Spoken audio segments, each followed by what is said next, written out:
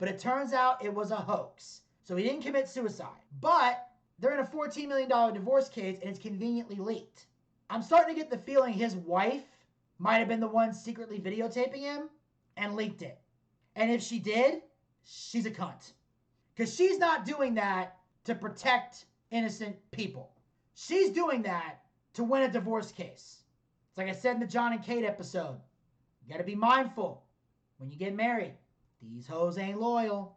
Gillian claims they were fair. They would reach out for comment and that the stories they printed were factual and accurate. Nevertheless, TMZ is blasted as the worst kind of smut peddling. Criticism TMZ gleefully shares on its own website. So on the website they're called worst kind of smut peddling. Now, I will give TMZ credit where it's due.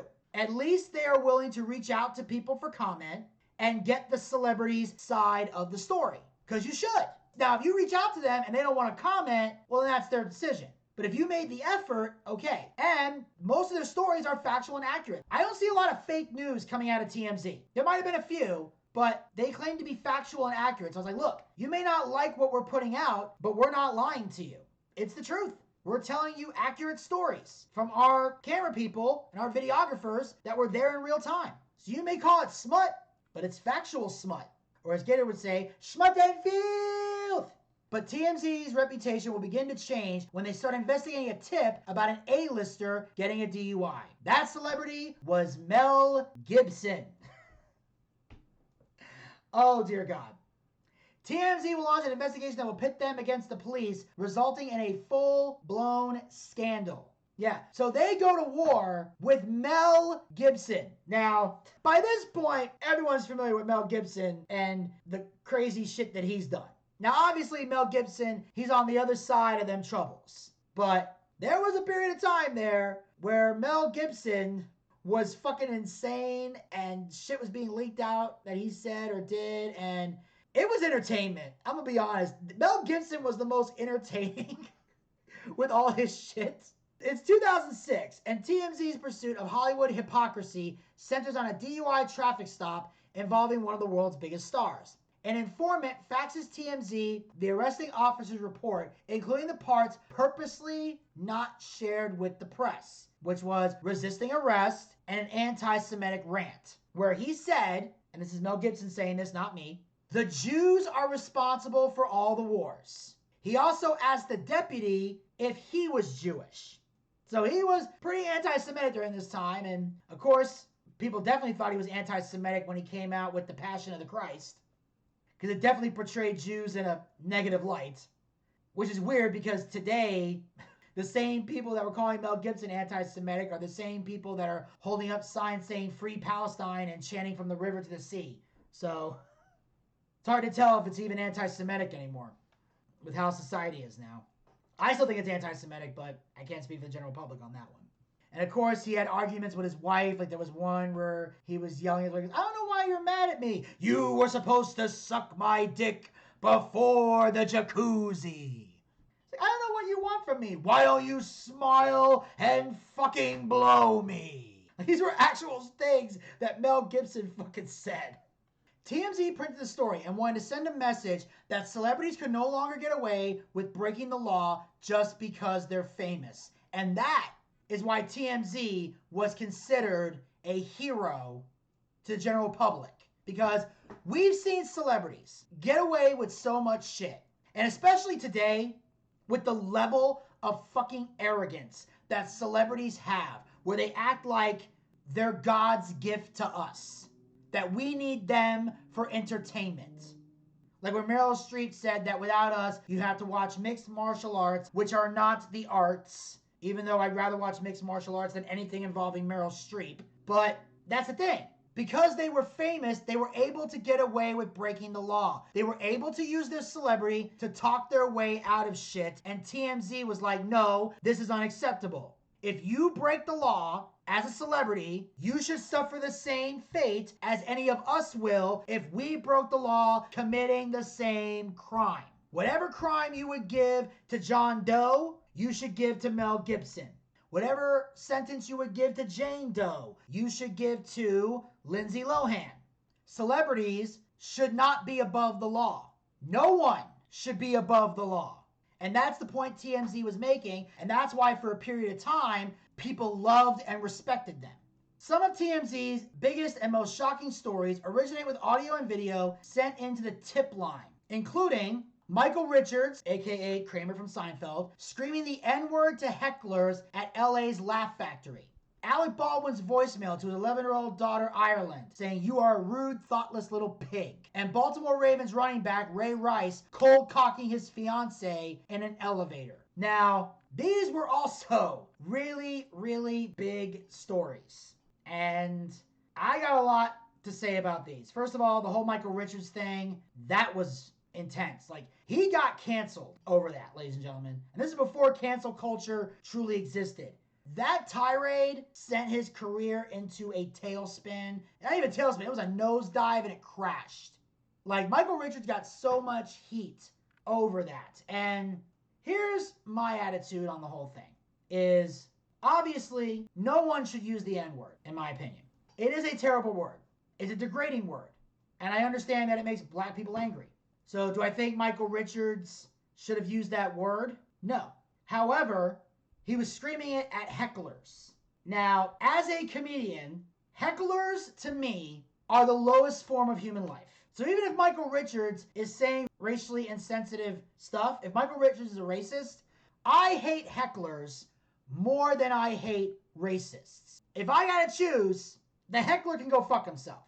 I'm not gonna feel bad for anyone who heckles in a comedy club. If you heckle whatever the comedian says to you, you get what you deserve.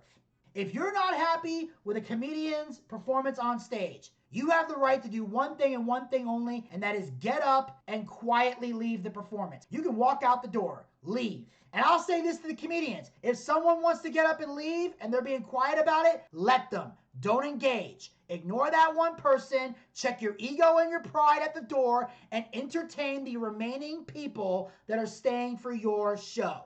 So that's the thing I'll say to comedians, but I'm sorry. I don't condone racism, but I gotta side with Michael against the heckler on this one. But what I will say is I like about the Laugh Factory is they banned Michael Richards from the club, which is the right thing to do, but also they banned the N-word, period. Like, there were some black people that were saying the N-word and they got fined because they were saying, hey, this is a banned word, nobody's gonna say it, whether you're white or black or whatever. Now, I don't know if they've lifted that ban over the years or if the fine thing is gone. I haven't seen any black people perform at the Laugh Factory in a while, and I haven't seen the M-bombs drop there or anything aware of, but either way, that was intense. Now, as far as Alec Baldwin goes, most people are against Alec on this because his daughter's 11 years old. I look at it like this. I believe at the age of 11, you are old enough to know the difference between being polite and being rude. And if she's being a rude, thoughtless little pig, then Alec Baldwin and everyone can say what he said. If you're being rude and disrespectful, and especially if you're talking back, I believe Alec Baldwin has every right to say that. Now, if she's not doing anything bad or makes a mistake, and Alex says that, well, that's different. And obviously, with Ray Rice hitting his fiancée, that's wrong. I don't remember the exact detail, but I don't recall her fiancée throwing the first punch. So if she did, then Ray is in the right. But if Ray threw the first punch, then he's in the wrong.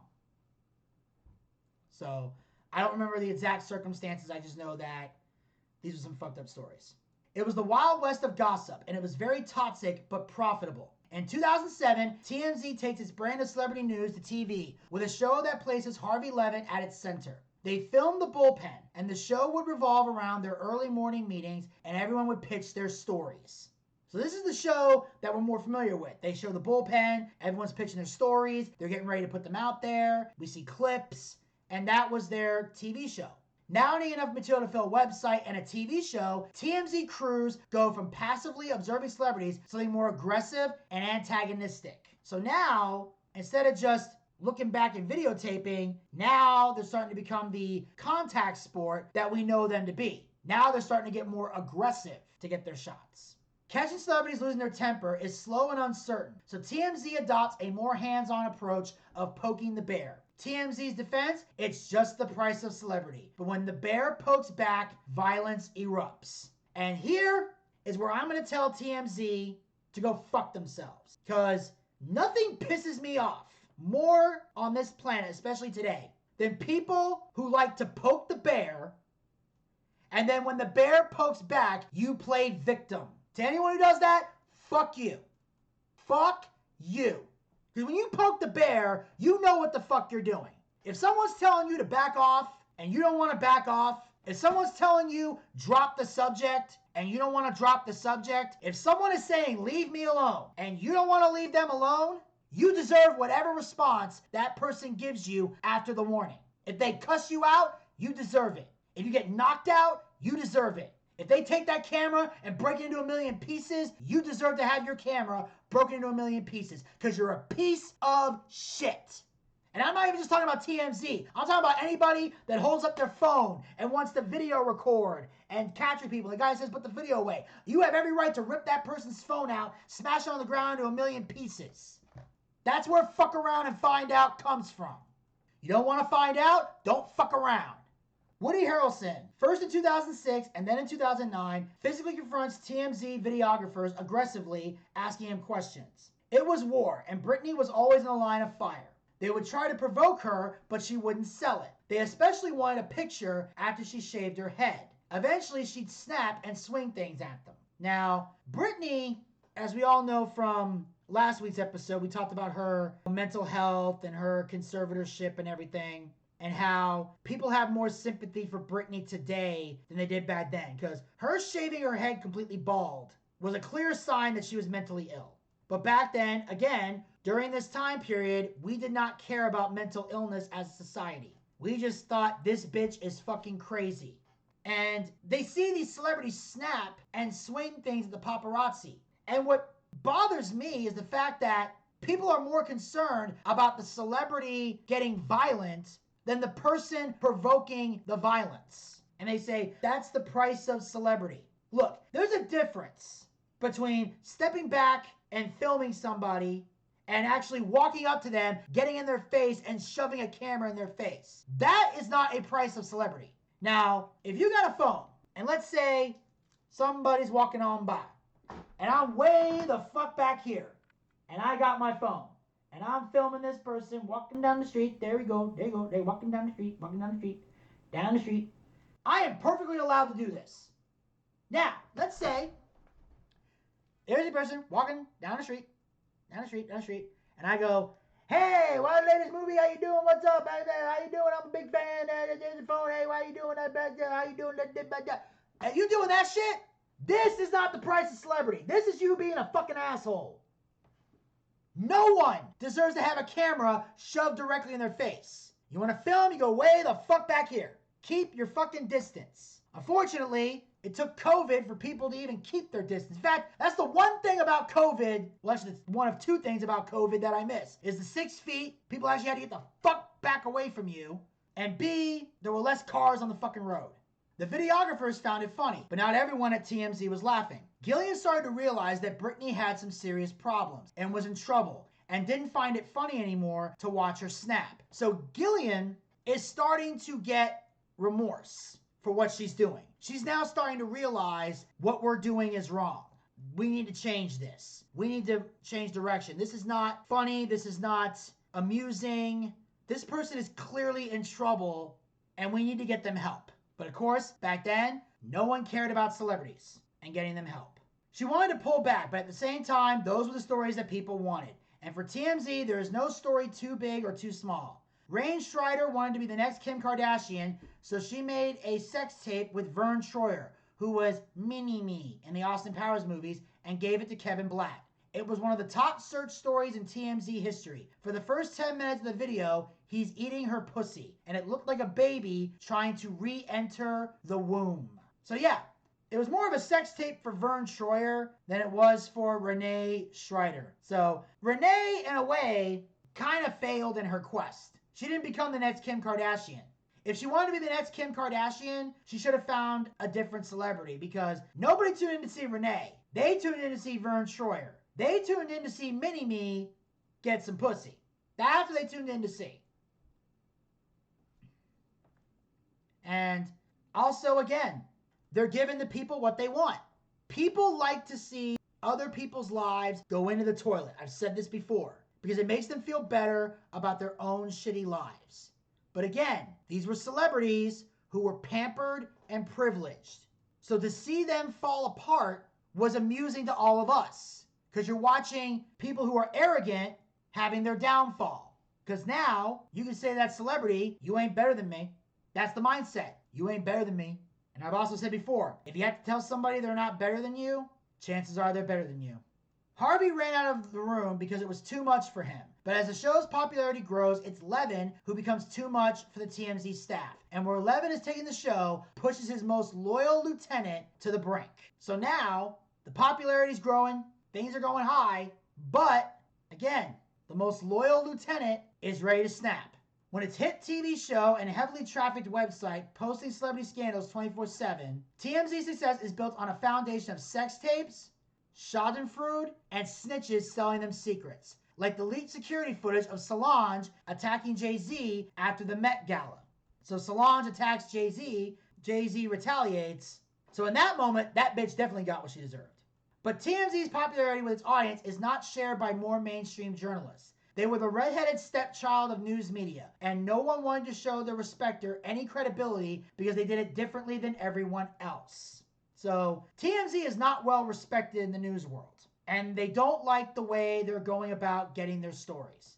Because we can say whatever we want about mainstream media, but at least back then, they had some level of integrity. Today, not so much. But back then, they at least went about their interviews a certain way. They booked people. They at least made you feel comfortable. They would talk to you like a person. Yeah, they would ask you tough questions. They'd poke and prod a little bit, but they were respectful in the way they did it. Because as an interviewer, you have to ask the tough questions because your duty is to the audience. But you also don't want to be a dick about it or a bitch about it if you're a female journalist. There's a right way and a wrong way to go about asking a question. You got to phrase it the right way so you make the other person feel comfortable answering the question.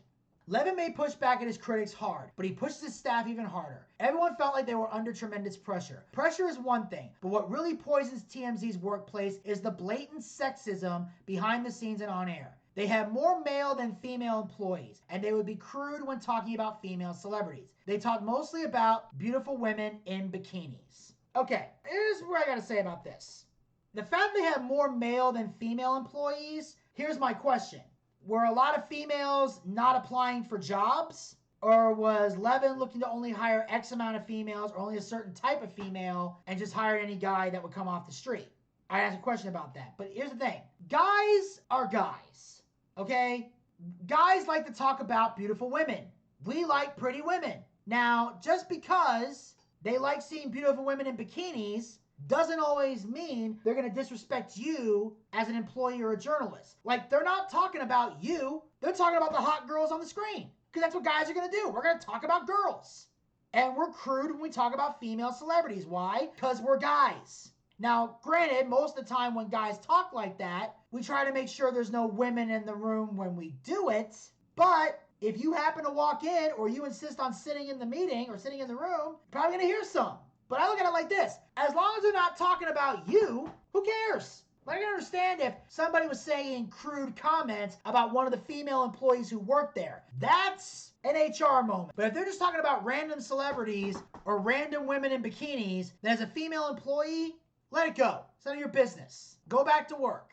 It was all about perspective. Men and women looked at the stories differently. The stories at times weren't great, but it's what the brand wants. A brand that seems to especially delight in stories about young, famous women struggling with mental health. One in particular was Amanda Bynes. Yeah, who we all know from All That and The Amanda Show. She's gone through a lot of crazy shit.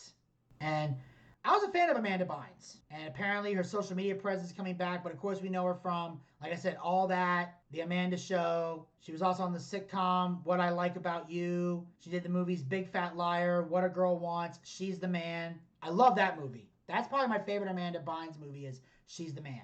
She was in Hairspray and Easy A. God, Amanda was such a bitch in Easy A. And I thought that was very well done on her part. Because I didn't think she was capable of playing that.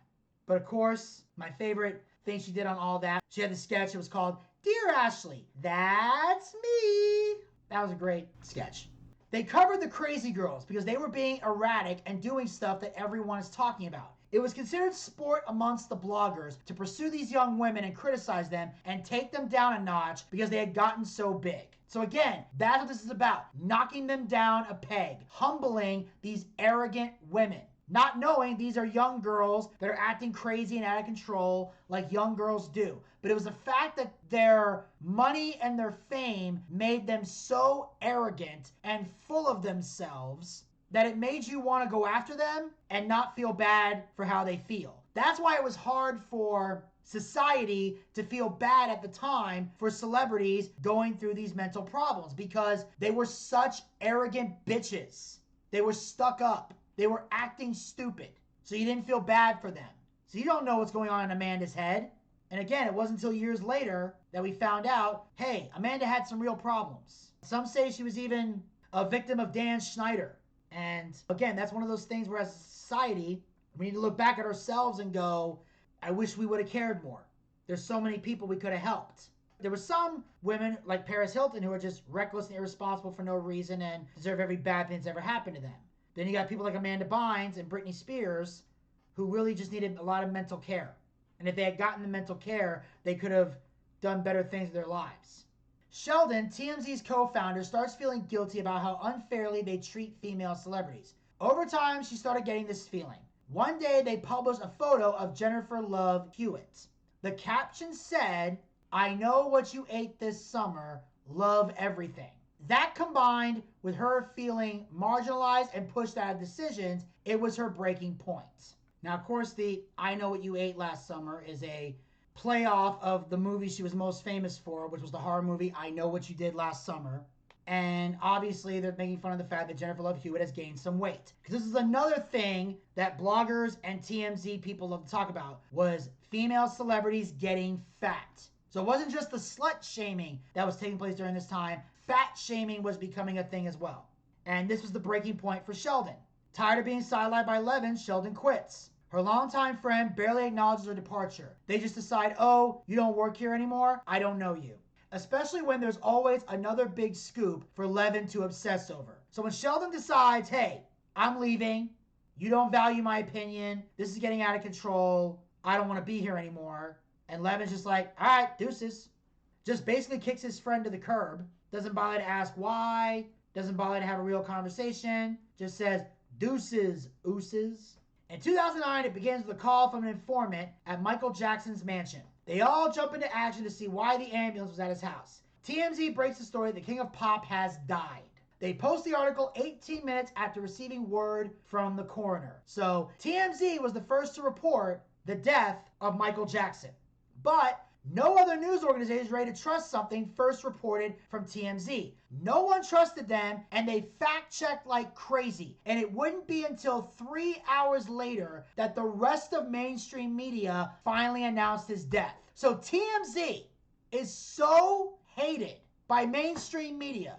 They have so little respect for TMZ that they spent 3 hours fact-checking before they even bothered to make a post because they were worried TMZ was going to post fake news. Which is funny as hell considering that mainstream media, that's most of their media today, is fake news. They're the ones that now we fact check because over the years, they've lost our trust. The story put TMZ on another level, but TMZ is about to sink to a new low when they release a story way too soon.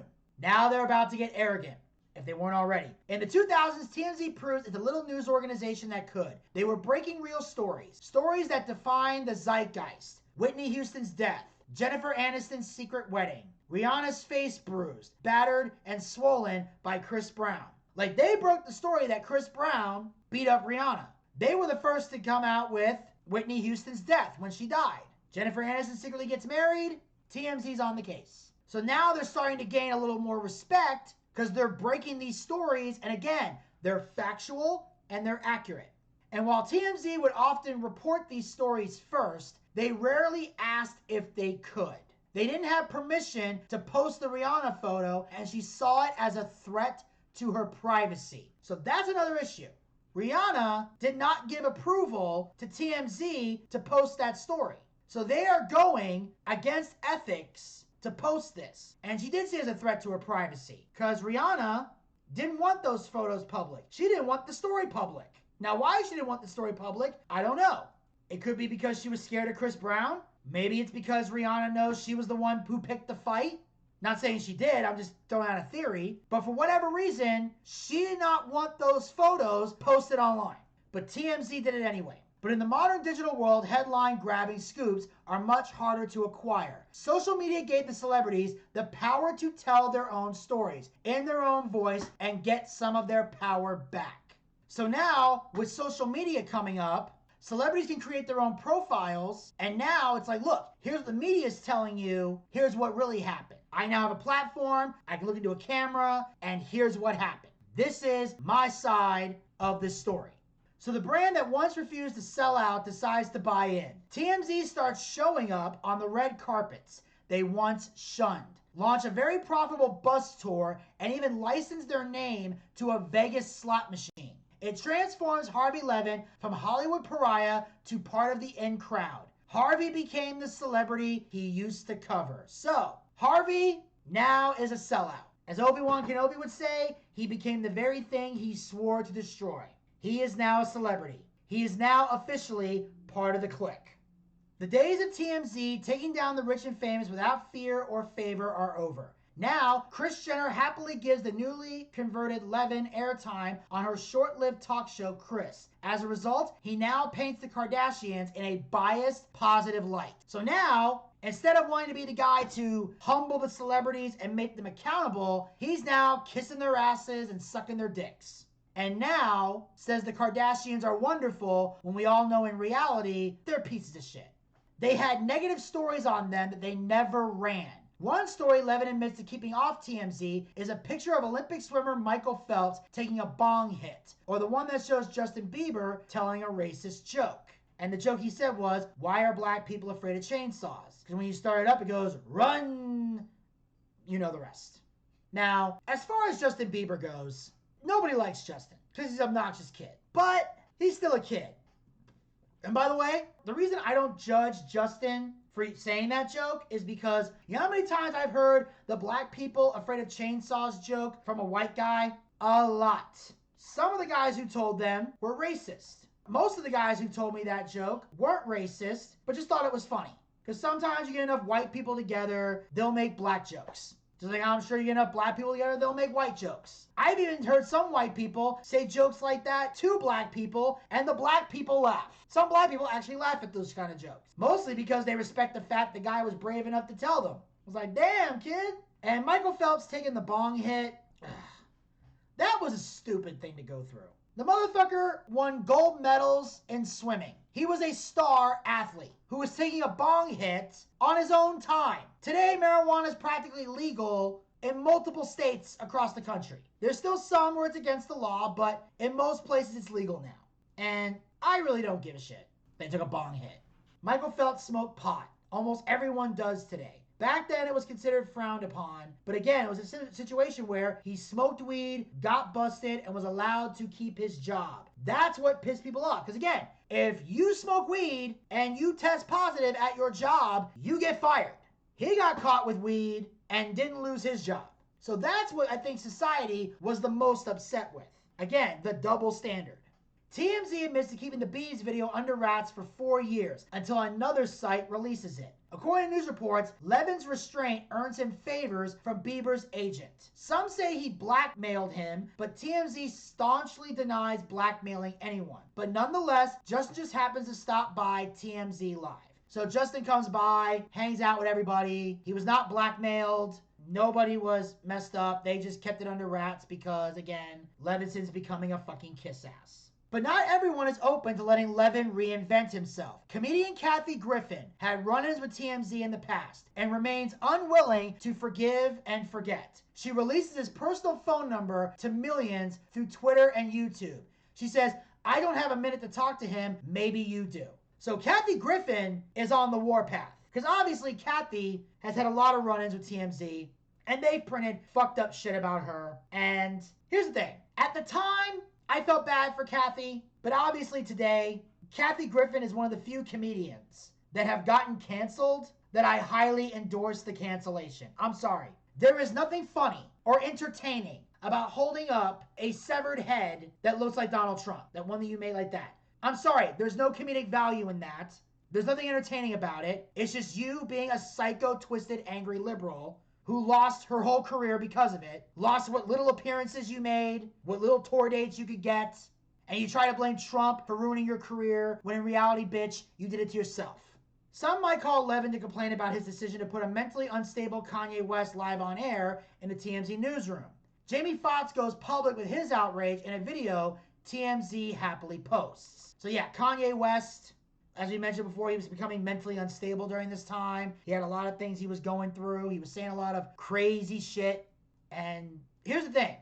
Again, people can get upset about that.